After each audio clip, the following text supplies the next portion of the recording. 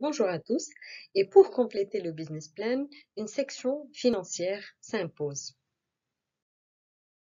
L'objectif premier de la section financière, c'est d'évaluer les risques qui sont liés au projet. C'est-à-dire quels risques on va prendre et comment on peut les éviter. Le deuxième objectif, c'est d'établir le flux et la projection des flux financiers sur les premières années d'activité, bien évidemment pour s'assurer si le projet est rentable ou pas.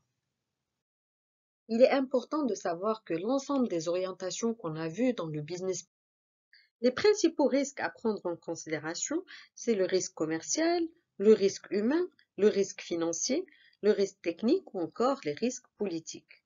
Quand nous parlons de risque commercial, premièrement, la mauvaise estimation de la dynamique du marché, la sous-estimation de la compétition et de la concurrence, l'incapacité à délivrer le produit tel qu'on l'a imaginé, le réseau insuffisant ou défaillant, et bien d'autres.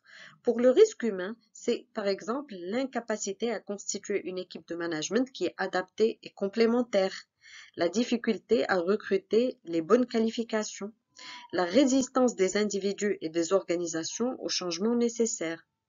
Pour les risques financiers, la sous-estimation du besoin initial de ressources financières, la sous-capitalisation et vulnérabilité pour trouver un financement, ou encore le désengagement d'un actionnaire ou d'un bailleur de fonds principal. Pour le risque technique, l'erreur ou la surestimation dans les choix technologiques, l'incapacité à délivrer dans les temps, time to develop and time to market, la surestimation de la courbe d'apprentissage, c'est-à-dire l'apprentissage, il se fait de façon plus difficile qu'on l'a imaginé, la sous-estimation de l'importance et des coûts de l'organisation logistique, ou encore le risque politique qui est un risque qui est plus global. Et donc, il y a d'autres risques, mais ce sont les risques les plus importants à prendre en considération, bien évidemment. La criticité reste le meilleur critère pour juger la sévérité d'un risque.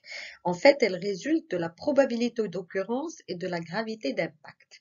La gravité d'impact est présentée dans le graphe dans l'axe des abscisses et la probabilité d'occurrence dans l'axe des ordonnées. Et là, vous voyez avec moi que les risques sont classés. Bien évidemment, plus on est vers le rouge, plus le risque est critique et plus il faut réagir rapidement. Les risques critiques doivent faire l'objet d'un plan d'action préventif, bien sûr, pour éviter leur survenue. Bien évidemment, pas tous les risques sont critiques. On peut trouver des risques de moindre gravité et qui ont une probabilité d'occurrence moindre et de ce fait, ils ne seront pas prioritaires dans le plan d'action de l'entreprise. Donc, pour la planification, en fait, il y a trois étapes essentielles dans le business plan pour le lancement d'un nouveau projet. Il y a le cadrage, le lancement et la croisière. Les étapes à planifier pour lancer un projet, bien évidemment, sont caractérisées par des coûts différents en fonction du phasage du projet dans le temps et qu'est-ce que cela implique en termes d'investissement. Donc, en fonction de la phase du projet, il est à prendre en considération un ensemble de coûts qui sont les coûts principaux. Par exemple, dans la phase de cadrage, les études externes stratégiques, les cabinets de conseil, les prestations externes de lancement, du lobbying, de l'équipe de pilotage. Pour le lancement, les études marketing, la communication, la publicité, le développement de prototypes, etc. Et pour les croisières, donc tout ce qui est approvisionnement, c'est le flux tendu en fait, la production, la main-d'œuvre de production, le marketing, la logistique, l'infrastructure, etc.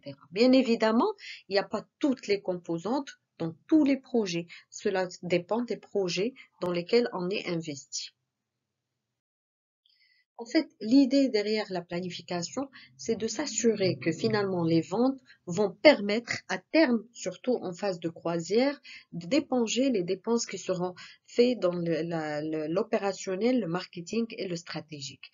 Donc les gains attendus du projet reposent principalement sur les ventes qui seront réalisées et bien évidemment, à terme, il faudrait comparer les gains et les coûts qui sont cumulés du projet à partir du moment du cadrage.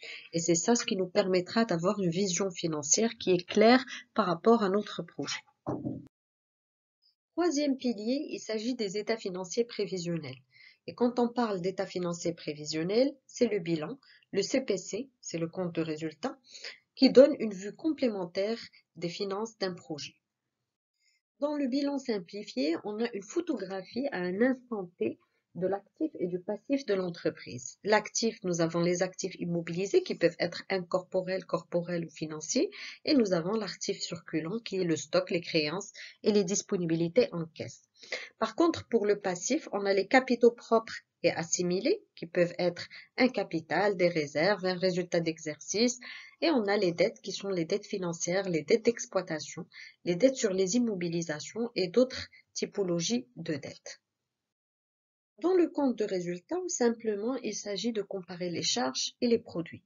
Les charges qui peuvent être des charges d'exploitation, les charges de personnel, les charges externes, les achats qui sont consommés dans le quotidien de l'entreprise, les amortissements, les provisions, les charges financières ou exceptionnelles, et les produits de l'autre côté, c'est les ventes, les variations de stock ou les produits financiers.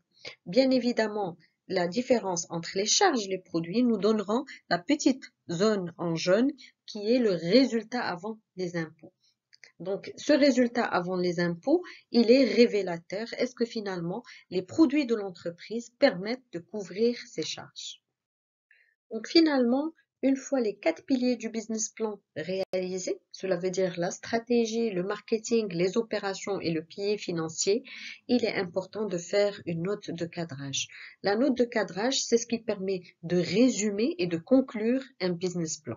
C'est la synthèse du business plan et qui permet éventuellement de dialoguer avec une direction générale ou avec des investisseurs institutionnels. Qu'est-ce qu'il y a dans cette note de cadrage? Il y a une description rapide du marché sur lequel on compte développer le projet, une présentation de la valeur ajoutée pour le client, du nouveau produit ou service, un plan d'action marketing et communication, la description des moyens organisationnels et matériels nécessaires à la réalisation du projet, la trajectoire du projet et ses principaux jalons, et finalement les grandes lignes de l'évolution du compte de résultats sur les 3 prochaines années. Donc, cette note de cadrage, bien évidemment, c'est un résumé. Il faut qu'il soit clair et très, très simple pour qu'il puisse, à première vue, donner une idée sur notre projet et attirer les investisseurs et leur permettre de nous suivre dans notre raisonnement. Dans la prochaine capsule, nous allons résumer le contenu d'un business plan avec les points essentiels à développer pour chaque pilier. Je vous remercie pour votre suivi et à très bientôt, j'espère. Au revoir.